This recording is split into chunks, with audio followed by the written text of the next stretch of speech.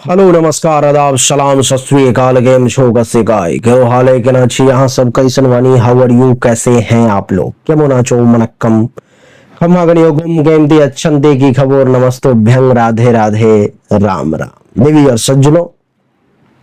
आज के इस वीडियो में मैं राजा मिश्रा आपको बताने जा रहा हूं कि धनु राशि वालों के लिए शुक्र जो तुला राशि में कुंडली के एकादश भाव में आ गए हैं, जो 13 अक्टूबर तक यहीं पर में रहेंगे, आपको क्या फल देंगे, कितना अच्छा और कितना बुरा फल देंगे, इसी के बारे में चर्चा करेंगे। पहले जो खोया है उसे भूल जाओ, क्योंकि शुक्र आपको अच्छा फल देने के लिए आ गए हैं, प्रस्तुत है।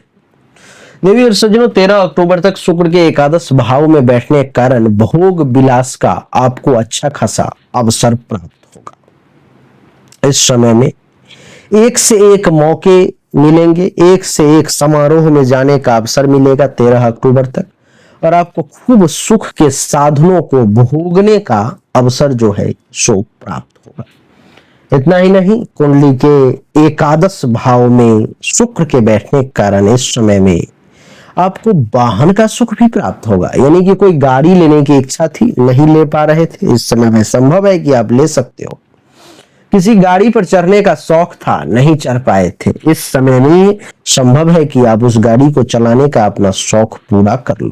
देवी और सज्जनों, इतना ही नहीं, इस समय में आपको अच्छा खासा लक्ष्मीवान बनने का योग है। वो भी कैसी लक्ष्मी? स्थिर लक्ष्मी के प्राप्ति का योग है। आपके पास में अच्छी खासी लक्ष्मी जो है सो आने जा रही है। स्थिर लक्ष्मी के प्राप्ति का योग आपके लिए बनता हुआ नजर आ रहा है। देवी और सज्जनों, आपकी जानकारी के लिए बता दूं कि कुंडली के एकादश भाव में शुक्र के बैठने के कारण क्या होता है?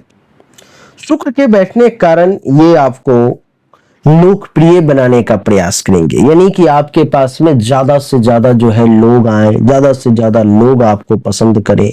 हर व्यक्ति किसी को पसंद नहीं करता। देवी और सज, राम को अगर कुछ पसंद करने वाले उस समय में भी थे तो कुछ नफरत करने वाले भी थे।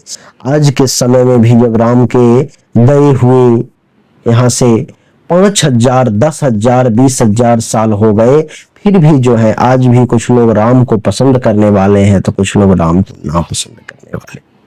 ठीक उसी प्रकार से कुछ लोग आपको भी पसंद करने वाले हैं, कुछ लोग ना पसंद करने वाले, लेकिन इस समय में पसंद करने वालों की संख्या बढ़ती चली जाएगी। देवी और सज्जन, अब की जानकारी के लिए बता दूं कि इस समय में आप परोपकार खूब करेंगे, लोगों की मदद खूब करेंगे। लोगों की मदद करने का अवसर आपको प्राप्त होगा। आप लोगों की खूब मदद करेंगे, एक के बाद एक।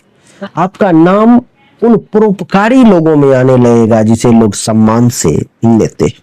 देवी और सज्जन, इस समय में हीरे मोती की परख करने वाले लोग, यानी कि जाहुरी वर्ग के जो लोग हैं, उनका बिजनेस व्यवसाय बहुत तूफान पे होगा, बहुत तूफान पे होगा, बहुत ऊपर जाएगा, बहुत पैसा कमाएंगे ये लोग। इस समय में कोई भी धनु राशि का व्यक्ति हो, उसके धनवान बनने का योग है। अर्थात आपके पास में बिजनेस हो, नौकरी हो, कहीं से भी आप जुड़े हुए हो, आपके पास में पैसा आने का योग बना हुआ है और पैसा कहीं ना कहीं से आएगा ही आएगा। देवी और सज्जनों, आपकी जानकारी के लिए बता दूं कि इस समय में सिर्फ धनवान ही नहीं, आप गुणज्ञ भी कहलाएंगे, गुणवान भी बनेंगे। आपके अंदर गुण को समझने जानने की क्षमता तो बढ़ेगी ही बढ़ेगी, और आपके अंदर खुद गुणों की संख्या बढ़ती हुई प्रतीत होगी।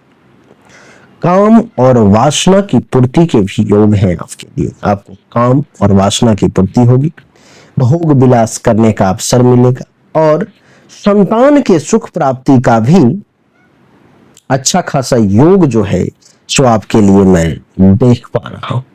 यहां से सप्तम दृष्टि कुंडली के पंचम भाव पर में है। देवी और सज्जनों, शुक्र जब पंचम भाव को देखता है तो उस व्यक्ति को समाज में ऐसे खड़ा कर देता है, एक मूर्ख से मूर्ख व्यक्ति को, जैसे कि वो बड़ा से बड़ा विद्वान हो। समाज में इस प्रकार से सम्मानित कर देता है कि वो व्यक्ति चाहे कैसा भी हो, समाज उसकी तरफ करे दृष्टि से नहीं देख सकता, हमेशा सम्मान की दृष्टि से ही देखेगा। तो आपको समाज में इस समय में ये एक विद्वान के तौर पर में खड़ा करने का प्रयास करें।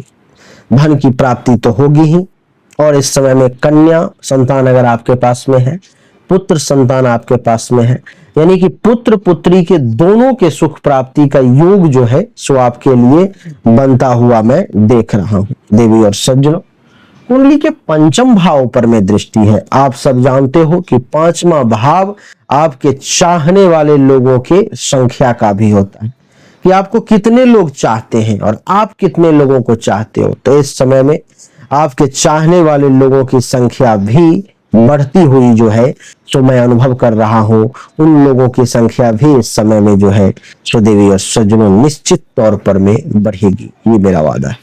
ये पांचवा भाव जहां पर में शुक्र की दृष्टि है, ये आपका प्रेम प्रसंग का भी घर है, अर्थात आपके प्रेम संबंध में, प्रेम प्रसंग में भी वृद्धि के योग मैं देख रहा हूं।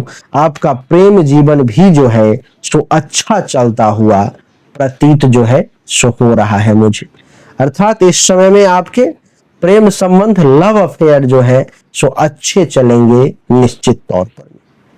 पांचवें भाव पर में दृष्टि देवी और सज्जनों ये दर्शाता है कि आप एक बुद्धिमान व्यक्ति के तौर पर में समाज में इस समय में जाने जाएंगे।